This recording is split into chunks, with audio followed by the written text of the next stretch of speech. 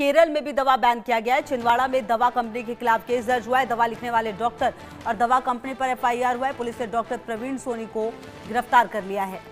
तो आपको बता दें कि एक्शन अब इस पूरे मामले में लगातार नजर आ रहा है और कहीं ना कहीं ये जो जहर बांटा गया एक तरह से आप समझिए, अब इस पूरे मामले में कहीं ना कहीं जो स्थितियां हैं वो अब सामने आ रही हैं। तमिलनाडु के बाद मध्य प्रदेश, केरल ने भी कोल्ड ड्रिफ्ट कफ सिरप पर प्रतिबंध लगा दिया है। इस सिरप को तमिलनाडु के कांचीपुरम में बनाया जाता था। मध्य प्रदेश में इसे पीने से 27 दिनों में 11 बच्चों की मौत हुई। वहीं राजस्थान में डेक्सट्रोमेथोफेरन कफ सिरप पीने से 3 बच्चों की जान गई। इसके बाद राज्य में सिरप और उसे बनाने वाली कंपनी को बैन किया गया। वहीं केंद्र ने कहा है कि 2 साल से कम उम्र के बच्चों को सिरप ना दें। केंद्रीय स्वास्थ्य मंत्रालय ने मामले में एडवाइजरी जारी की। इसमें 2 साल से कम उम्र के बच्चों को कफ सिरप ना देने की बात कही गई है।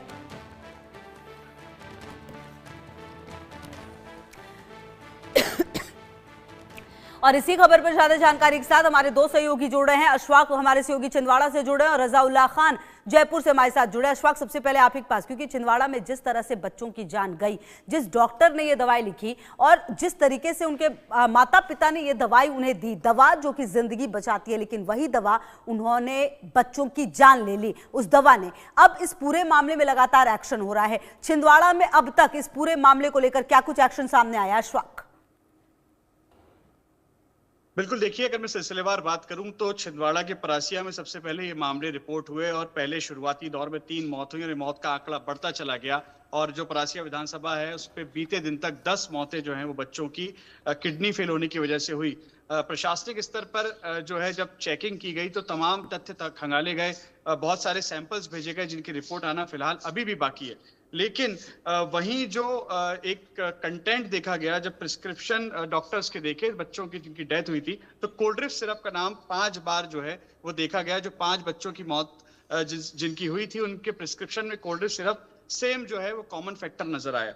जिसके बाद कोल्ड ड्रिफ्ट सिरप की जांच के लिए कोल्ड ड्रिफ्ट सिरप को जो है वो भेजा गया और कोल्ड ड्रिफ्ट सिरप को प्रतिबंधित कर दिया गया था। लेकिन जब तमिलनाडु सरकार ने ये साफ किया कि डायथिलीन ग्लाइकॉल जो है वो तकरीबन 48.6% जो है वो इस सिरप में मिला हुआ है, उसके बाद मध्य प्रदेश सरकार भी एक्शन में आई और मध्य प्रदेश के मुख्यमंत्री मोहन यादव ने साफ कहा कि दोषियों को बख्शा नहीं जाएगा और कोल्ड ड्रिफ्ट सिरप को बैन किया जाता है। और लेटेस्ट अपडेट यही है कि छिंदवाड़ा SP के निर्देश पर परासिया पुलिस ने अपराध दर्ज कर लिया है कोल्ड ड्रिफ्ट सिरप बनाने वाली श्रीसन फार्मास्यूटिकल लिमिटेड कंपनी पर। और वहीं जिसने कोल्ड ड्रिफ्ट सिरप को प्रिस्क्राइब किया था डॉक्टर प्रवीण सोनी, जो परासिया के शिशु रोग विशेषज्ञ हैं, उनको भी परासिया पुलिस ने उन पर FIR दर्ज कर ली है और उनको गिरफ्तार कर लिया गया है।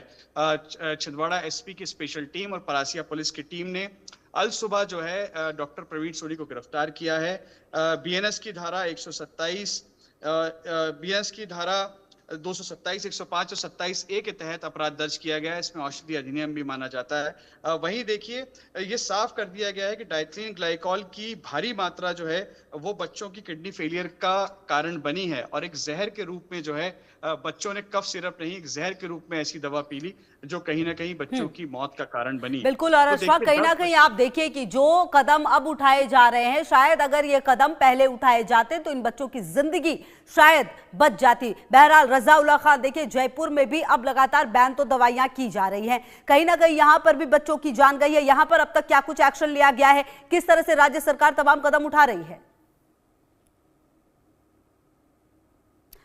तो लगातार एडवाइजरी पर एडवाइजरी जारी की जा रही है, लेकिन कहीं ना कहीं शहीदों को बचाने का जो अभियान है वो यहाँ पर प्रशासन की तरफ से चलाया गया है। 3 बच्चों की मौत हो चुकी है लेकिन कोई बड़ा एक्शन देखने को नहीं मिला है। कल जिस तरीके से प्रदेश के जो चिकित्सा मंत्री हैं गजेंद्र सिंह खिवसर, उन्होंने प्रेस कॉन्फ्रेंस की और प्रेस कॉन्फ्रेंस करने के बाद उन्होंने बताया कि किस तरीके से अब राजस्थान सरकार की तरफ से अगला कदम उठाया जा रहा है। लेकिन कहीं ना कहीं जो प्रदेश के जिम्मेदार अधिकारी हैं, जब उन लोगों से बात करना चाहिए कि इस पूरे मामले को लेकर क्या कुछ कार्रवाई की गई, उस मामले को लेकर क्लीन चिट कहीं ना कहीं अधिकारियों को दे दी गई है। कहा जा सकता है कि 3 बच्चों के मौत के बाद भी जो तमाम आसमान है वो साफ नजर आ रहा है, किसी अधिकारी पर कार्रवाई अभी तक नहीं की गई है।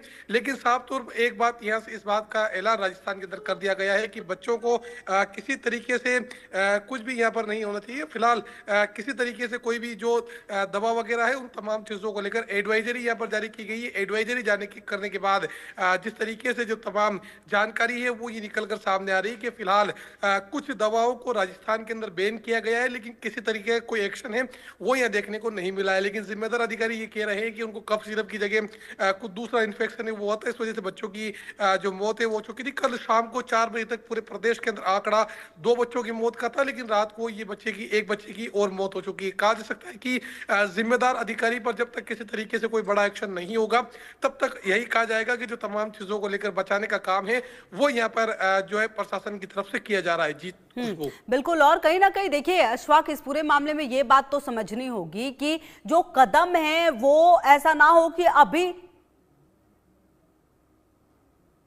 तो रज़ाउल्लाह देखिए ये बात भी समझनी होगी कि जो एक्शन हो वो प्रॉपर हो, मतलब ऐसा ना हो कि कुछ लोगों पर कार्रवाई हो और ये बात यहीं पर खत्म हो जाए, क्योंकि बच्चों की जान गई है, 17 बच्चों की, ये कोई छोटी मोटी बात नहीं है। क्योंकि हमेशा यही होता है, कुछ दिनों तक तो बात होती है लेकिन उसके बाद कुछ लोगों को पकड़ा जाता है, छोटे लोगों को, लेकिन बड़ी मछलियां हमेशा ही बच जाती है। आखिरकार वो कौन सी कंपनियां थी जो इस तरह का जहर बना रही थी, जहर मिला रही थी, और सबसे बड़ी बात कि वो कफ सिरप पिलाया जा रहा था दवाई बताकर।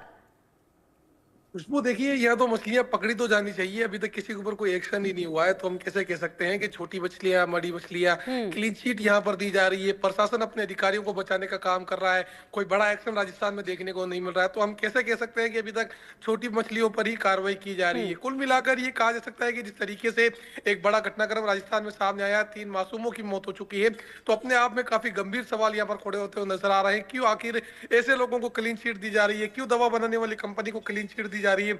अभी हाल ही में हमने देखा था कि 2 दिन पहले राजस्थान का जो सबसे बड़ा प्रदेश का चिकित्सालय है, सवाई मानसिंह चिकित्सालय, वहां पर एक मुकदमा दर्ज होता है। मुकदमे में बताया जाता है कि 2 साल पहले मेरे बच्चे की मौत हुई थी, जिसकी आंखें मेरे से बिना पूछे निकाल ली गई। इस तमाम सवालों को जो प्रशासन के अधिकारियों के सामने, सरकार के सामने रखा जाता है, तो कोई किसी के पास कोई जवाब नहीं होता। कुल मिलाकर कहा जा सकता है कि जिस तरह का जो राजस्थान के अंदर सिस्टम चल रहा है, क्लीन चिट देने का जो दौर है वो लगातार जारी है।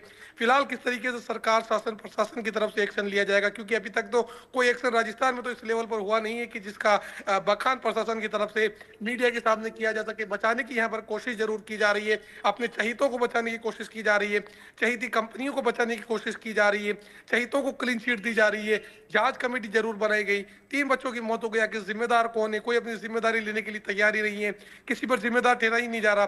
फिलहाल देखने वाली बात होगी किस तरीके से एक्शन सरकार की तरफ से लिया जाता है। जी बिल्कुल, और ये बात आप सही कर रहे हैं रज़ाउल्लाह। देखिए जब तक कि एक्शन नहीं लिया जाएगा और जब तक डर नहीं होगा तब तक इस तरह की घटनाएं होती रहेंगी, और ये कोई पहला मौका थोड़ी है, इससे पहले भी इस तरह की घटनाएं हुई हैं। और जिस तरह से ये अभी तक चल रही है जांच रज़ाउल्लाह, जो आप कह भी रहे हैं, ऐसा लग रहा है कि इस बार भी कुछ ऐसा ही होगा, कुछ दिनों तक बात चलेगी और उसके बाद ये तमाम बातें खत्म हो जाएंगी।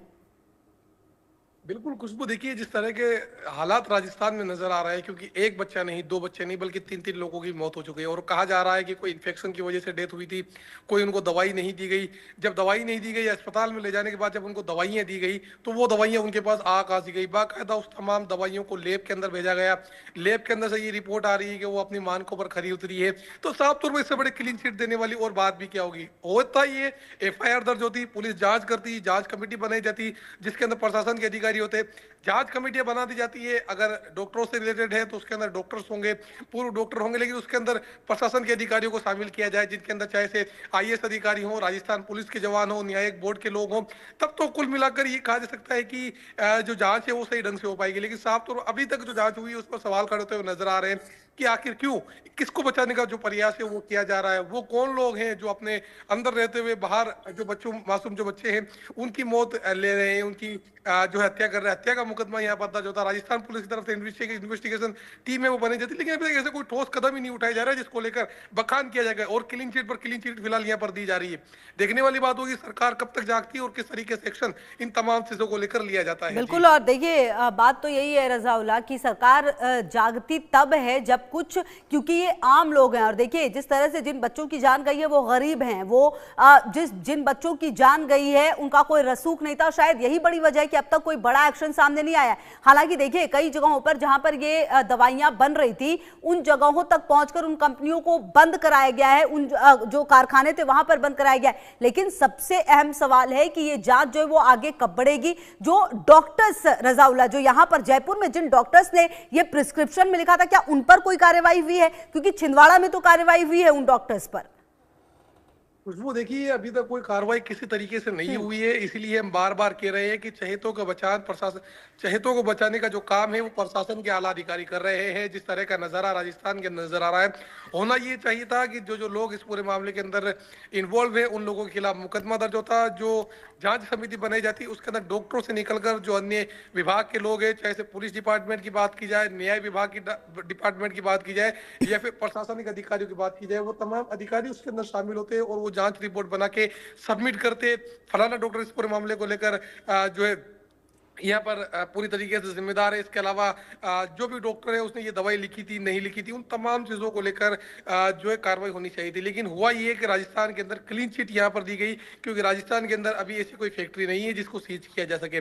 तो कुल मिलाकर कहा जा सकता है कि राजस्थान में क्लीन चिट देने का जो सिलसिला है वो लगातार जारी है। जिम्मेदारों को बचाया जा रहा है, जो मोटे बड़े बड़े व्यापारी हैं उनको कहीं ना कहीं बचाने की कोशिश की जा रही है, जो डॉक्टर्स वगैरह है उनको बचाने की कोशिश की जा रही है। ऐसा कोई एक्शन अभी फिलहाल देखने को नहीं मिला है। कहा जा रहा है कि बच्चों की बहुत इन्फेक्शन से हुई है। अरे जब दवा उनको खांसी की दी जा रही थी, कफ सिरप दी जा रही थी, तो उनको बच्चों की मौत इन्फेक्शन से कैसे हो सकती है? काफी सवाल उठ रहे हैं, लेकिन सवाल देने वाला कोई नजर नहीं आ रहा। कल हमने देखा था कि प्रदेश के जो चिकित्सा मंत्री है गजेंद्र सिंह क्यूसर, उन्होंने भी राजस्थान के जोधपुर में प्रेस कॉन्फ्रेंस की थी और कहा था कि जो भी जिम्मेदार होगा उसके खिलाफ सख्त कार्रवाई की जाएगी। फिलहाल मंत्री गजेंद्र सिंह क्यूसर के बयान के बाद किस तरीके से आगे की कार्रवाई की जाती है ये देखने वाली बात होगी। जी बिल्कुल। और देखिए कहीं ना कहीं रजाउल्लाह ये इससे ज़्यादा शर्मनाक और क्या हो सकती है कि इतने लोगों की, इतने बच्चों की जान गई है। और कहीं कहीं पर तो ये भी खबर आ रही है कि एक 60 साल की बुजुर्ग महिला ने भी जब कफ सिरप पिया है तो उनको दिक्कत हुई है। कुल मिलाकर देखिए ये कितना ज़्यादा शर्मनाक है कि क्लीन चिट दी जाती है। हालांकि बाद में जो ड्रग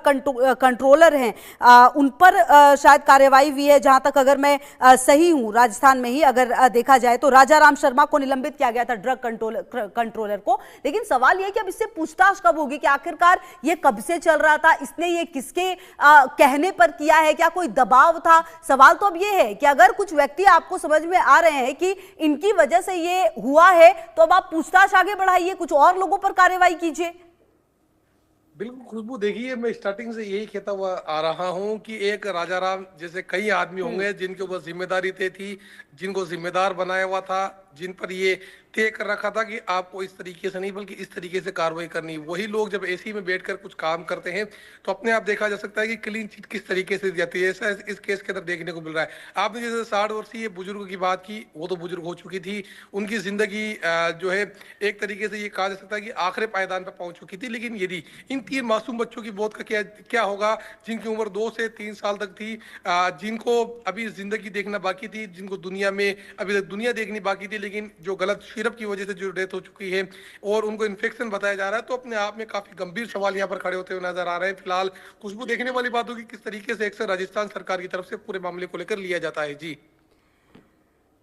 बिल्कुल। और कहीं ना कहीं देखिए रजाउल्लाह ये देखना होगा कि इस पूरे मामले में और क्या कुछ एक्शन लिया जाता है, क्योंकि देखिए जो ये बात उठी है रजाउल्लाह, ये सिर्फ अब राजस्थान मध्य प्रदेश तक सीमित नहीं है, अब तमिलनाडु से लेकर केरल तक कई जगहों पर अब लगातार जो है जांच हो रही है। और सबसे बड़ी बात यही है कि जो डॉक्टर्स हैं वो भगवान कहे जाते हैं। और जब आप इस तरह के अच्छा केंद्र सरकार की अगर आप कल देखें तो एडवाइजरी भी आई है कि 2 साल से कम के बच्चों को आप कफ सिरप ना दे। जरूरत इस बात की भी है कि यह भी समझाया जाए कि सिर्फ प्रिस्क्रिप्शन लेकर जो मेडिकल स्टोर पर पहुंच जाते हैं वो काम भी ना करें, जरूरत जागरूकता बढ़ाने की भी है। बिल्कुल, देखिए अभी ही जागरूकता बढ़ाने की जरूरत क्यों पड़ी, जब आपके हाथों से 2 बच्चों की मौत हो जाती है, 3 बच्चों की मौत हो जाती है, बुजुर्ग की मौत हो जाती है कफ सिरप देने के बाद में। अभी जैसा आपने बताया कि एक बुजुर्ग की मौत हो गई थी तो उनको कफ सिरप दी गई, अगर दी गई तो फिर उनके लिए क्या कुछ एडवाइजरी थी, बच्चों के लिए क्या कुछ एडवाइजरी थी? क्योंकि जब बच्चों की तबीयत खराब होती है तो आप भी जानते हैं और हम भी जानते हैं किस तरह का जो माहौल है वो पूरे घर के अंदर नजर आता है, तो उनको जो दवाई हाथ में आती है वो दे दी जाती है। बड़ा सवाल ये है कि अब आप ये लोग ये बोल रहे हैं कि जो बच्चों को कफ सिरप नहीं देनी चाहिए, तो इससे पहले आप लोग क्या कर रहे थे? आखिर क्यों प्रशासन की तरफ बिल्कुल, से कई एडवाइजरी सारे जारी ऐसे नहीं सवाल की? हैं जिसके जवाब अब ढूंढने की कोशिश करनी होगी। उम्मीद यही करते हैं कि इस पूरे मामले में लगातार कार्रवाई हो। बहुत शुक्रिया।